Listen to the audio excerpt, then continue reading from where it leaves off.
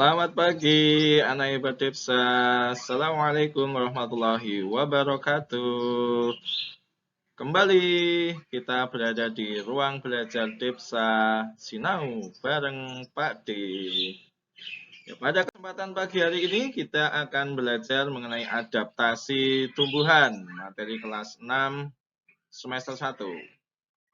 Ada 3 pokok bahasan yang kita pelajari pagi hari ini, yaitu adaptasi tumbuhan secara morfologi, fisiologi, dan tingkah laku.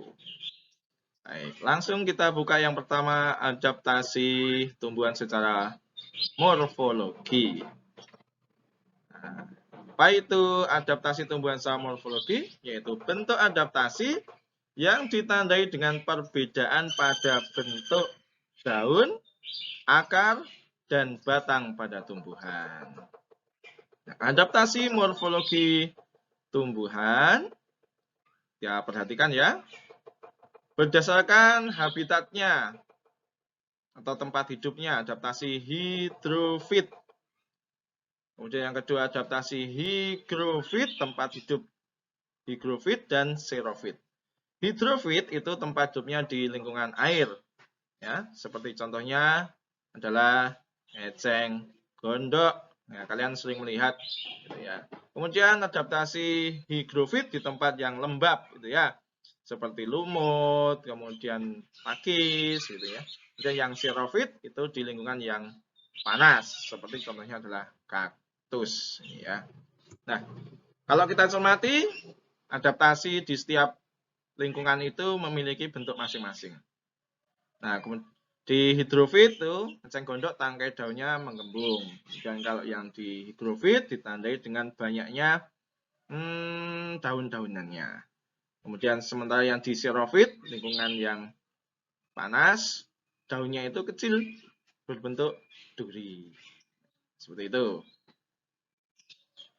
Ya, kita cermati eceng gondok, tangkai daunnya menggembung, kemudian yang higrofit di tempat yang lembab, nah, contohnya itu lumut. Nah, sedangkan adaptasi fisiologi, tadi morfologi ya, adaptasi fisiologi adalah adaptasi dengan bentuk penyesuaian diri tumbuhan melalui fungsi organ-organ tubuhnya.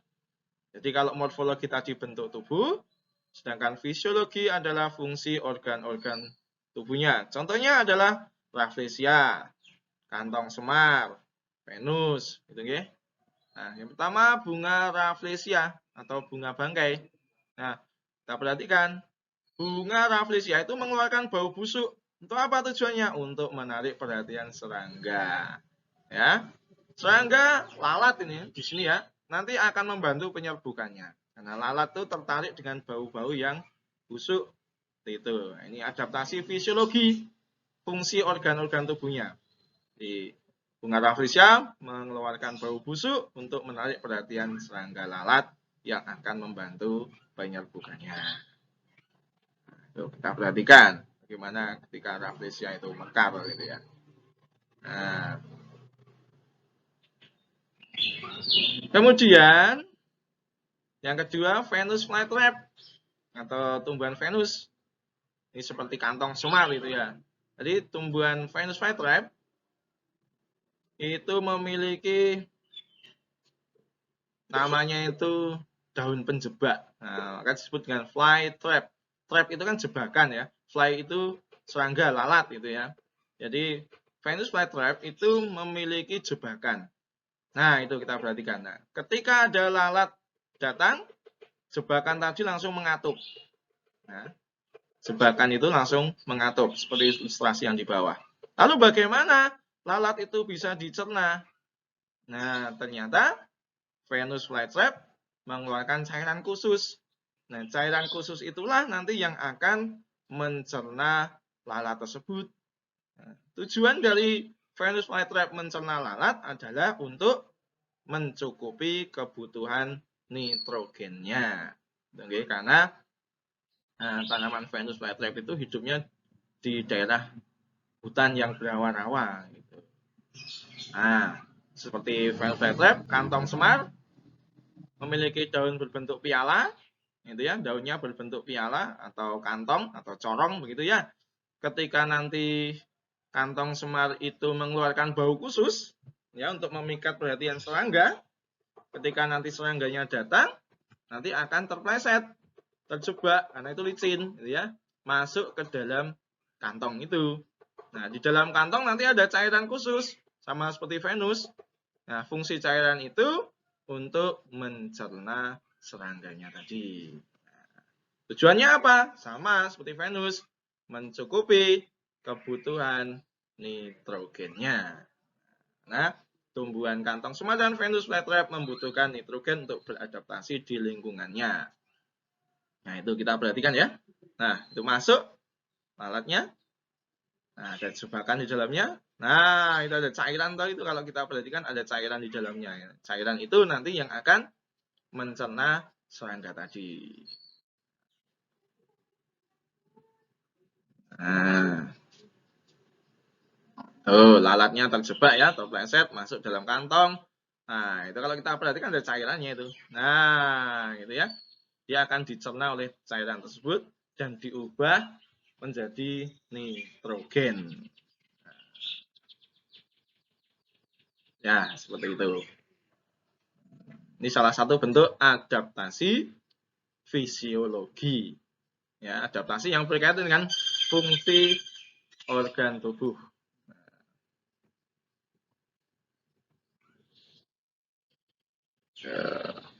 Itu ya, ilustrasinya itu ya, ketika kantong semar menjebak serangga. Kita cermati. Nah, diingat tadi ya, ada apa tadi? Kantong semar, ada Venus, itu ya yang memiliki contoh adaptasi fisiologi.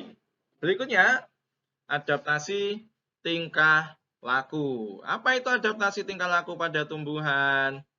Nah, yaitu bentuk penyesuaian diri dengan menunjukkan perilaku tertentu akibat mendapatkan rangsangan untuk melindungi diri dari musuhnya. Nah, itu ya. Menunjukkan perilaku tertentu. Contohnya apa?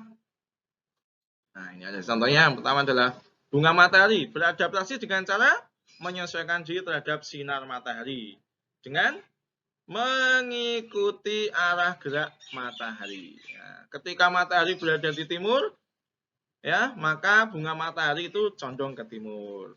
Ketika nanti menuju semakin siang kan semakin ke barat. Nah, maka bunga matahari itu akan mengikuti kemana arah matahari itu bergerak. Nah, itulah bentuk adaptasi tingkah laku dari bunga matahari. Maka dinamakan dengan bunga matahari. Kenapa? Di samping bentuknya seperti matahari, juga adaptasi tingkah lakunya mengikuti kemana arah matahari bergerak. Nah, kemudian yang kedua, kalau kita ke lapangan, begitu ya, bermain di lapangan, kalian sering lihat adanya tumbuhan putri malu. Nah, kenapa ada tumbuhan putri malu? Nah, itu ternyata ketika disentuh dengan jari, gitu ya, ternyata mengatupkan daunnya. Mengatupkan daunnya. Itu peka terhadap rangsangan. Atau nama lainnya iritabilitas. Ya. Ketika disentuh, nah, sebagai bentuk rangsangan sentuhan tadi, daun putri malu akan mengatupkan daunnya. Tujuannya apa mengatupkan daunnya? Tujuannya adalah untuk melindungi diri. Nah, itu bentuk dari adaptasi tingkah laku. Nah, jadi ini ya, anak-anak, anak hebat Gipsa, materi kita pagi hari ini ada 3 pokok bahasan yang harus kalian cermati, yaitu mengenai adaptasi tumbuhan.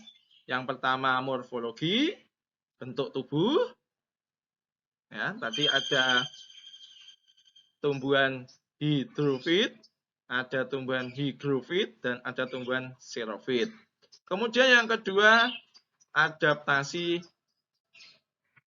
fisiologi atau fungsi dari organ tubuhnya. Tadi contohkan dengan Venus dan kantong semar. Nah, yang ketiga adalah adaptasi tingkah laku yang berkaitan dengan perilakunya terhadap rangsangan. Tadi dicontohkan dengan bunga matahari yang mengikuti arah gerak matahari dan putri malu.